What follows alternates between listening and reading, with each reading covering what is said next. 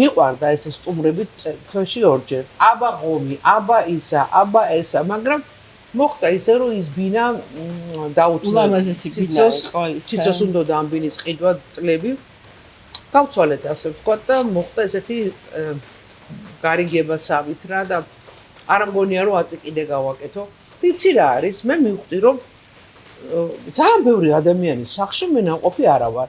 იმიტომ რომ ვიღაცები თავიანთ სახს უთხრდებიან რომ ზედმეტი ენერგია არ შევიდეს, ზედმეტი რაღაცა ვიბრაცია არ შევიდეს და მე ასე გადავწყვიტე ცხოვრება. მახსოვს რომ ძალიან ხშირად დადიოდა ციცო შენთან სტუმრად და მე რა გაუგებრობა მოხდა ისეთი რომ თქვა რა აღმოაჩინა ისეთი ახალი იმ სახში რომელშიც ყოველდღე იყო ხოლმე პრაქტიკულად. ნუ მოხდა ძალიან დიდი გაუგებრობა ციცოს ძალიან ფეთქებადი ხასიათის გამო, იმის გამო, ამის გამო, მაგრამ ციცოს შერჩა უზარმაზარი ბინა და ციცოს ბინა რომელიც მე დამჭა და მეგონა რომ იყო 100 კვადრატული, აღმოჩნდა რომ არის 89 კვადრატული.